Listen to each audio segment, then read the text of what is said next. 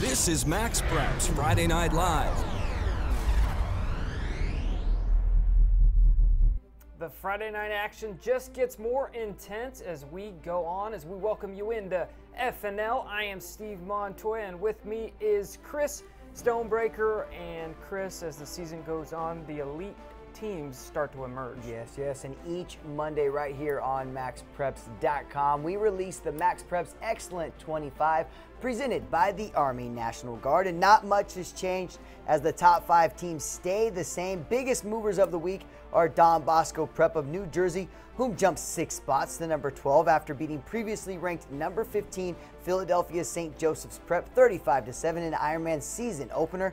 The other big jumper of 6 spots is Georgia's Buford. The Wolves moved up to the 18th spot after becoming 3-0 in this young season with a 27-20 win over McEachern. Now, the man responsible for those rankings each and every week is... No, it's MaxPreps' national football editor, Steven Spiewak, and we want to bring him in right now to talk about 2 teams that are new to the MaxPreps Excellent 25. Thanks, guys. Always fun being on with you guys in the first Friday that is feeling like fall in many places around the country. The first team entering the Excellent 25 last week, Gonzaga High School from the Washington, D.C. area, member of the Washington Catholic Athletic Conference. Gonzaga has just looked really, really impressive thus far this season. They have defensive back Marcus Lewis, wide receiver Jabari Greenwood, a big 6'5" target who we've seen is capable of making highlight reel type of catches. And then big offensive lineman Richie Pettibon up front. He's committed to Alabama. So they get it done in the trenches, and they have the skilled players to make it happen on the outside. And historically, guys, the top team in the WCAC, whoever that is, whether it's DeMatha, whether it's Our Lady of Good Counsel, this year it could be Gonzaga. Typically, the top team in the Washington, D.C. area is often a team considered for the national rankings and usually rather high. This year, it seems like Gonzaga could be the team to beat in the WCAC, so we'll have to keep an eye on them moving forward. The next team comes from the Houston area, Manville, Texas. They are a very, very explosive team. They are led by quarterback Derek King, has thrown for 6 touchdowns and 1 interception. And last week, they beat a team, North Shore, which is well known for its defense and has plenty of athletes on that side of the ball. And Manville pulled away and, frankly, in the second half, made it look easy. They also have Gary Haynes, who you guys may recall was an internet sensation when he posted a vine of him throwing a pass, sprinting down the field, and catching it himself. So he's an internet star, and he's also a on-the-field star for Manville, which finds itself in our Excellent 25 this week. All right, thanks, Steve. From some of the top teams to some dudes who just went off this week. And Steve, we start with a twofer, a tandem of teammates that went off. Prestonwood Christian's QB Ryan Cash completed 46 of 68 passes for 616 yards and 5 TDs. His favorite target on the day was Michael Irvin Jr., who caught 22 of those passes for 229 yards and 2 touchdowns, just like his dad. Hey, Jason Browning of Space Coast High School in Florida. The 6'3" sophomore hauled in 5 passes for 227 yards and 2 TDs. That's 45 yards per catch. Jason Browning went off. Kyler Thornburg of Alex High in Oklahoma went off. 15 carries for 415 yards, which is an average of 28 yards per carry. And to add to it, he had 7 touchdowns in a 64-20 win over Cato. Last week, we featured his receiver. This week, the focus is on QB Zach Taylor of Buena Park High School in Cali. Taylor completed 16 passes for 517 yards and 5 TDs. Taylor went off. Now, Taylor has thrown for almost 1,000 yards in 2 games, Chris. Hey, if you have a player out there worth mentioning on the segment known as Went Off, tweet us at MaxPreps, and we'll be following our national leaderboards as well. So coaches, get those stats in. Now, from high school players that went off, to a player that plays in the nation's largest television market that people hope will soon go off, because he hasn't yet. But we're going to still highlight him today in this segment of Way Back When. And of course, we're talking about New York Giants wide receiver Victor Cruz, who attended Patterson Catholic High School in Patterson, New Jersey. At Patterson Catholic, Victor was a two-way starter playing wide receiver and defensive back. He earned All-State honors as a senior in 2003 when the team went undefeated at 11-0 and captured a New Jersey Parochial Group 1 championship. That season, Victor caught 42 passes for 731 yards and scored 19 touchdowns, 15 on receptions, 1 rushing, 1 punt return, 1 kick return, and 1 defensive interception, which, legend has it, that defensive interception and kickoff return happened within 30 seconds of each other. The second team Associated Press All-State selection selected an offer from the University of Massachusetts, but before heading off, he spent a semester at Brighton Academy in Maine to get ready for college academics. All right, Chris, sticking with the NFL theme, we're going to toss it over to our man, Zach Poff, in the MaxPreps locker room. And Zach, you have some names that people might be familiar with. I don't know, if you consider a guy like Steve Young kind of a familiar name, then yes, you're right on the money. And once again, we were able to catch up with some celebrities at the American Century Golf Tournament up in Tahoe back in July. And since it's NFL season, baby, let's go ahead and roll the tape of interviews with Steve Young, Patrick Peterson, A.J. Hawk, and the always classy Trent Green.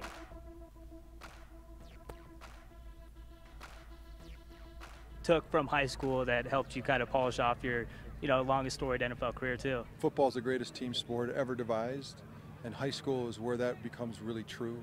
The guys that I played with in high school were the first ones I thought of when I went into the Pro Football Hall of Fame. They're the ones I wanted to make sure that were there, and that's, and a lot of guys play high school football and think maybe it'd be different as a pro. It's high school football where that starts. Looking back on the high school days, what were some things you learned during high school that helped you get to where you're at right now with the Arizona Cardinals? Just being a hard worker, being dedicated to your craft, wanting to be one of the best guys out there. So doing that in high school definitely got me prepared for collegiate football and the NFL. What's the thing you're preaching to young guys in high school right now to get to the level you're at right now? What's the biggest thing they need to work on? Oh, I mean, I try to tell guys there's no secret. There's no secret pill you can take. There's nothing. At least the only thing that I know is hard work and being consistent with it. I tell people it's easy to work hard when you feel good, and you got to find a way to work hard and push through those days when you're not feeling great, and really stay with it and never quit. And that's the funny thing. It's not complicated, but it's very tough to do. So, good thing is I see kids all over the place. It seems like we got 12-year-old kids that could play in high school and college these days. They're so advanced at this time. So it's a fun time. What was the single best memory you have back in high school? Oh, from high school? That would be my sophomore year. I played varsity, and my brother was a senior. Oh, wow. I was a quarterback. He was a wide receiver. So you threw to him every play, so right? we had the whole green-to-green thing going right. on. And, even going on to college and playing as long as I did in the NFL, that year was probably the most special because that was really, the only time we got to play organized sports together because even growing up, we're separated by a couple years. So, that was a lot of fun. We played varsity football and varsity basketball together. So that was a special year. Hey, Trent, thanks for the time, man. Yeah. Take care. And that was just fun getting a chance to interview those guys. But the best part was watching them try and play golf. I mean, it helped my golf game out a little bit better, but just a great experience to get to talk to those guys and just all the fundamentals and everything they learned playing high school sports. But go ahead and send it back to you guys, Steve and Stoney. All right, thanks, Zach. Good stuff there from the NFL guys. And Chris, you and I have both gone up and done that before. It's incredible. Those guys talk about their glory days and their best moments. Some of them say ever playing sports was in high school, so cherish it while you can. The impact of high school sports is very relevant when you start to talk to big-time athletes, especially up there, and just the memories. I mean, you only get that opportunity one time in your life. Playing with your brothers side by side, throwing catches to them in games that matter in front of fans. I mean, you just really see how special high school is when you talk to them. Very true. All right, you ready for this? I am. All right, I'm let's roll ready. our top 10 plays of the week.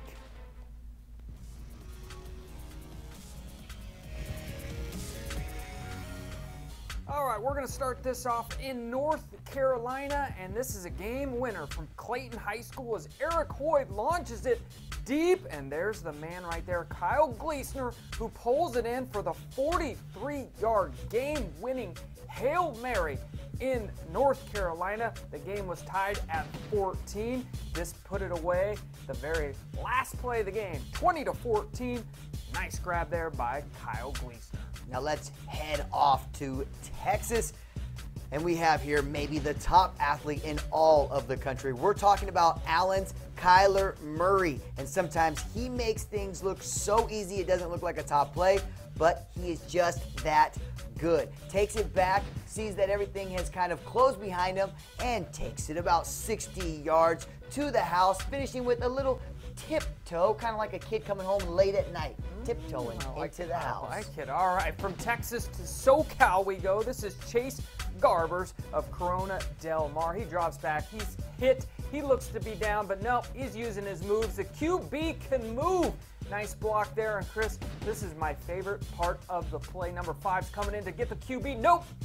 That's blocking downfield, Chris. That's just foreshadowing towards other plays in this show, huh? Correct. Now number 7, and we have Rashad Devizin, the running back of Etowah in Georgia, scoring on this 69-yard TD run with only one shoe. You say? Yeah, it didn't look like he even lost a step, but if you take a look right now, you will see about now the shoe has been taken off, and he still is able to run all the way to the house, even outrunning defenders trying to get his other shoe. You can't even run that fast with 2 shoes, Chris.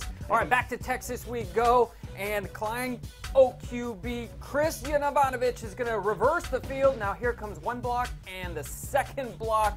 The QB's got to love his O-line, and Chris, that's why you take your O-line out to lunch. You treat them well, because if the play's not there, they got your back. Watch. Here comes one guy, boom. A second guy, boom. And Chris, that's a great run as well, but you got to love the O-line protecting him. Hey, and now these are one of those weird and wacky plays. It's like, how did this happen? Right here, Brandon Ashley Washington catches the ball as it hits off 2 defenders 3 different times and takes it into the house. Now let's watch it again. Somehow this gets tipped by the first defender off the helmet. He looks up, can't get the pads in his arms back enough, and into the arms of Brandon Ashley for the score. And again, a little weird and wacky, but it's nice. It is nice. Enterprise made it all the way to state last year in California, maybe because they had guys like Israel Pereira on their team. The guy looks down, but he just bangs off defenders. He's listed as only 5'8", but Chris, as you know, you don't have to be tall to be good at sports. Well, at least football, maybe basketball. But his tough running gets him all the way into the end zone there in California. I've never done that either. Now here, I say walking the line. It's a trick play. South Lake Carroll reached into its bag of tricks, and they're tricks for kids. Not if you're going to get the W like South Lake Carroll did here. 42-41 overtime win over Tulsa Union at the final game of the Southwest Football Showcase at AT&T Stadium. It's Parker Fentress to Ryan Agnew. All right, we'll get to Penn State commit Saquon Barkley here in a minute. He's the man who's going to receive the punt from Whitehall. But Chris, you love to say it. We all know it. Football is a team sport. If you want to do well in football, everybody's got to contribute, and you're about to see that here and here. Oh, man, that's got to hurt. And then this is why he's a Penn State commit. All right, he got the blocks he needed. Now it's his time to shine, and Barkley is into the end zone. Beautiful football.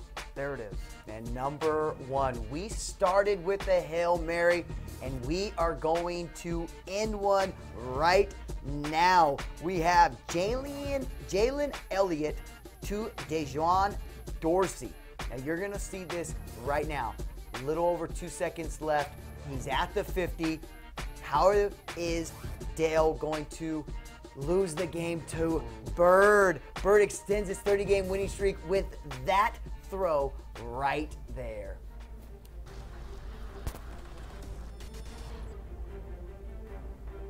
Now, if you see that last play right there, we were good. taking the time on that one.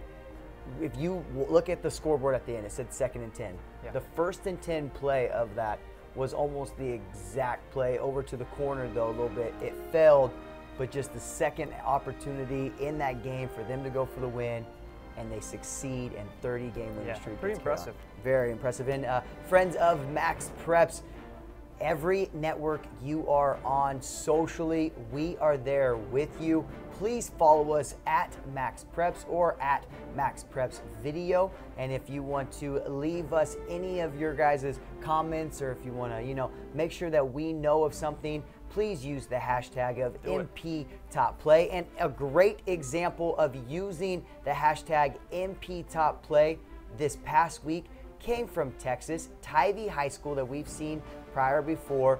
Wide receiver Carson McCoy. Check out this play right here. Number 5 running back Wyatt Trahan throws the ball up to Carson McCoy, who lays out with one hand and hauls in the touchdown. This is just a great example. He reached out to us using the hashtag MPTopPlay. We recently received it. We wanted to get it on the show.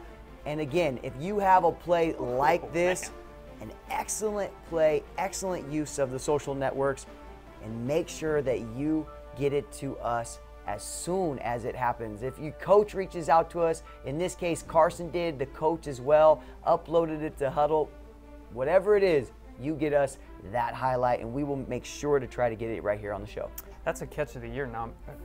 Maybe the catch of the year already early in this season. Yeah, week 2, week 3. I mean, that's a great catch, phenomenal catch. All right, Chris, have you ever seen a 6-man game in person? I have not.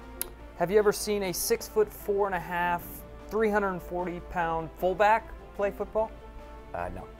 Frankly, it sounds made up, It but is. it's not, and we have the footage to prove it right here. We're talking about the big man, Nathan Williams from Harmony Science Academy in Texas. Not only is he getting college interest from Oregon State, LSU, UCLA at D-line and O-line, but Williams is a legit fullback. His teammates call him Nate Train when he gets the ball. So far this season in the game, he has 6 carries for 43 yards and a touchdown. He also has a reception for 7 yards. You may be confused here because this is 6-man football, but you're not confused how big Williams is and how much of a monster he really is. And Steve, we're going to bring you in, Steve Spiewak. Talk a little bit more about your connection with the coach and what he says about Nate Train.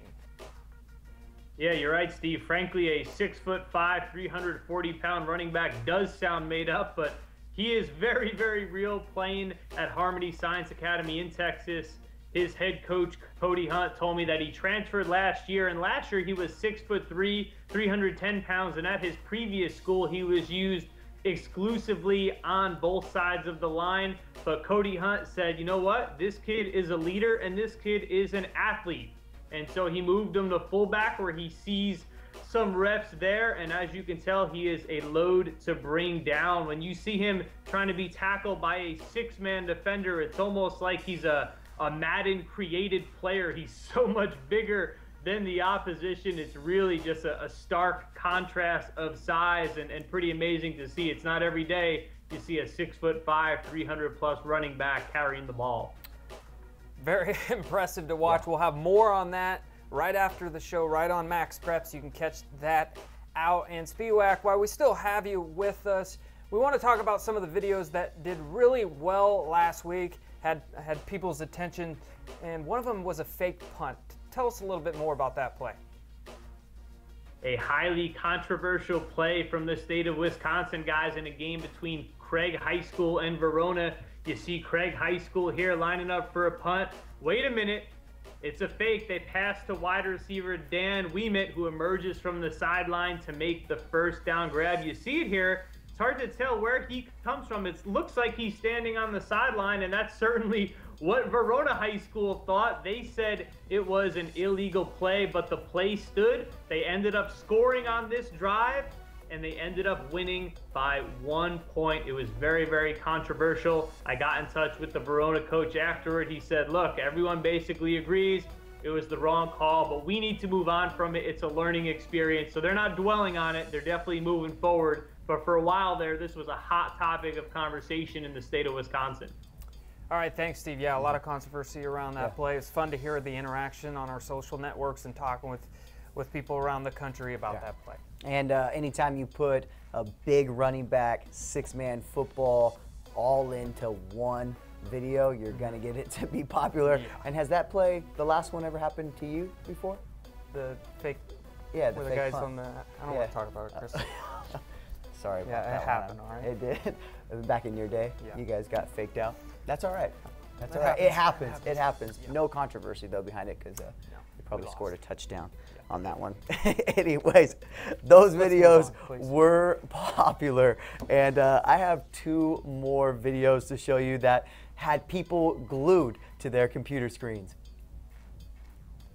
First one was a game that the Bishop Gorman Gales of Las Vegas, Nevada, number 7 in the MaxPreps Excellent 25 national rankings, pulled out a 23-20 overtime home win over number 24 Bingham of South Jordan, Utah. After Gage Wilson gave Gorman a 23-20 lead in overtime, Fertitta forced a fumble and Haskell Garrett recovered to preserve the hard-fought victory. And the second popular video of the week that I want to add to the show was a Folsom senior quarterback, Jake Browning, breaking the California state record for TD passes set at 146 in 2006 by Oaks Christian's Jimmy Clausen. The record-breaking TD, as shown at the beginning and ending right now on the screen, was a pass, a 40-yard toss to wide receiver Cole Thompson on September 5th, 2014 against Clovis North. I don't know who shot that footage, though. This guy. I was wondering why it didn't look that great. All right, white balance or something. Yeah, had to fix it. Yeah. All right, from one top recruit to another, this time on the defensive side of the ball, let's get to know Trenton Thompson and get to the game, presented by American Family Insurance.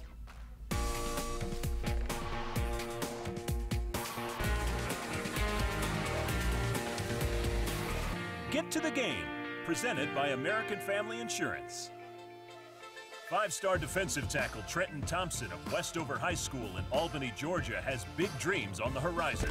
Some of my dreams are to make it to the college level because I'll be the first one in my family to get a college degree. I want to do some around business or get some kind of math major. I always tell them, surround yourself around positive people. And always look at what's right and what's wrong. So if you could put yourself on that path, you won't go wrong. His motivation is making it and going on to be successful. And one day putting himself in a position where he can take care of his mother and his family and everybody.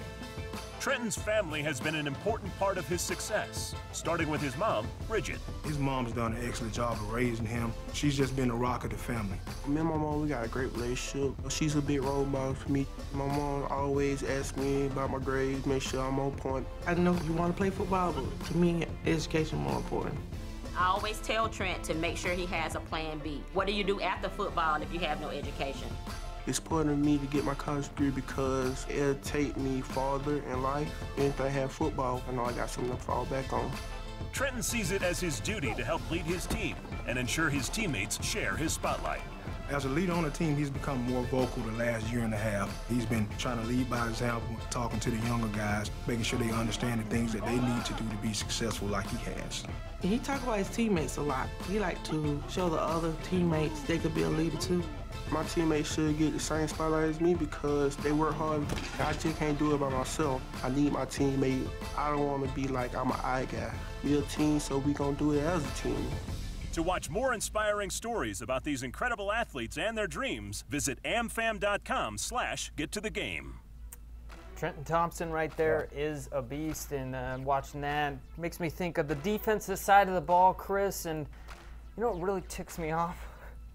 You always want to talk about the offensive side of the ball. It puts butts in the seats. It sells tickets. Yeah, but what wins championships? Defense. Defense. And that's what I want to bring up. The guys who are making plays on the defensive side of the ball. That's where that's where it really happens, Chris. This is your chance then. Yeah, this is my chance with chance. your help to show the folks out there why defense is so important and why they can make plays. Let's roll these clips right here to show the people what I'm talking about. Annapolis right here in Maryland. Damian Dickens comes and strips it from behind. Then Deontay White with the recovery, and he turns into a playmaker himself, turning into a running back, and he's going to outrun that running back QB there for the touchdown. We're going to watch it again, Chris. This is what I'm talking about. Look at the strip, scoop, and score. That is Annapolis, Maryland, their defense making plays, Chris. I would sit in the stands, get my butt in the seat to watch plays like that. Okay. How about this play? I'm kind of going towards your viewpoint. We got Brandis, Texas, Trenton Sally, who reads the play like he knew the pass was an option and intercepts the pass to take it 48 yards to the land of 6. That is what watching video does for you. Preparation. Look at that. He knew it was coming. He knew that was an option on the option. That's and right. so he just said, I will take that and I will score a touchdown and I will put 6 up. I turn defense into offense. That's right. That's why defense is so dang important. All right, Brentwood Academy. Akil Anur is about to make the pick right here, and he is going to turn into a playmaker himself. But watch the defensive lineman come down and find the quarterback on your bottom of your screen. Get out of here, QB. And he takes it back to the house. Another great example of the defense making plays. And when you're on the defensive side of the ball and you get a chance to see your DB make a pick, you go find the quarterback. Go find him. That's and your you chance. try to lay him out. And that's what happened there in Tennessee. Cole Stretton of Marco Island Academy in Florida comes up from across the field to read the post route, reaches back for the INT, and then takes the ball the opposite direction without being touched until his friends and teammates come to congratulate him. They are right now watching this game from the shot put area. Yeah, it looks like the Raiders game. Looks like they did. But you know what? They got the ropes up. People want to watch it. Touch the fans as they rush. They want to see the defense.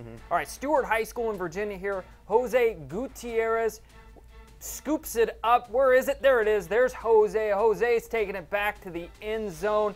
And Chris, as a defensive back, you work on this in practice all the time. Scoop it and score it. The big guys fall on the ball. The little guys, the corners, you scoop it and you score. And that's what Jose Gutierrez does right there of Stewart High School in Virginia. That's 5 examples of why defenses are so important to the field. We always show the offense side of the ball, but you know the defense is making just as many plays as the offense. They make just as big of an impact on They do. If you're stopping offense and then you're being able to, and if you turn the defense into offense, then you're actually winning the game. So I appreciate you. I appreciate your point. You're welcome. And you know what? I'm willing to bet that some very big defensive plays are going to take part in our MaxPreps Top 10 Games of the Week.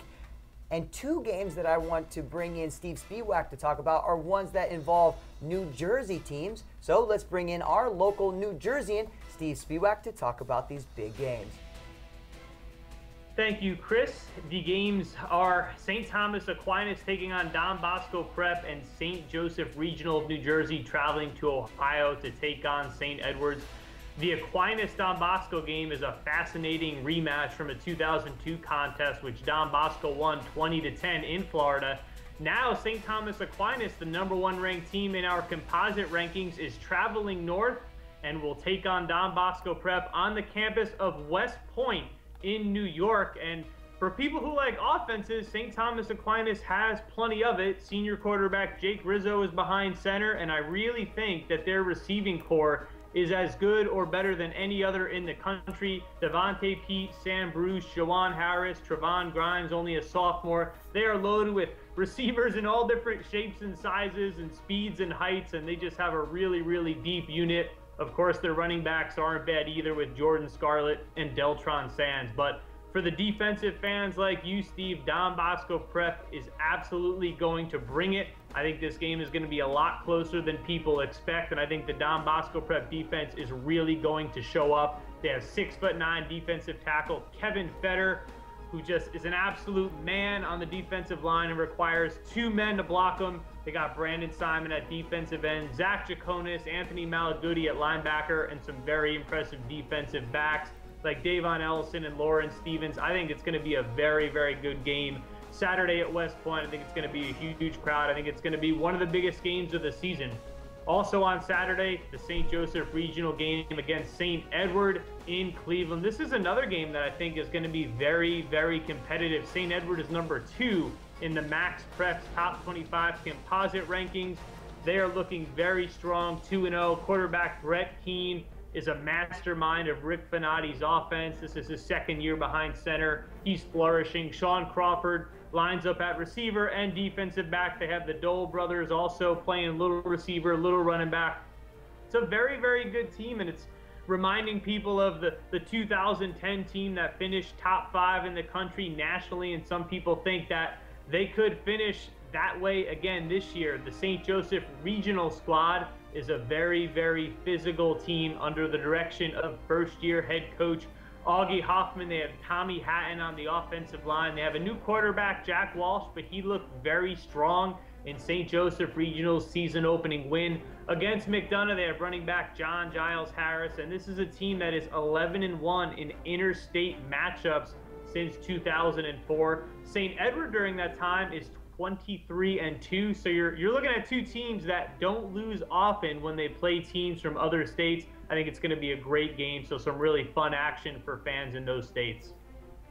All right, thanks, Steve. We'll have both those games being live scored via Quick Score. If you're going to a game, hit it up. Gotta quick score the game, please. People are out there wanting to see the live scores as they happen, and you being a fan, all you're doing is serving fans by doing Quick Score at the game. It's providing live scores, it's being a part of a network, and you're actually giving us something that we want to know right then.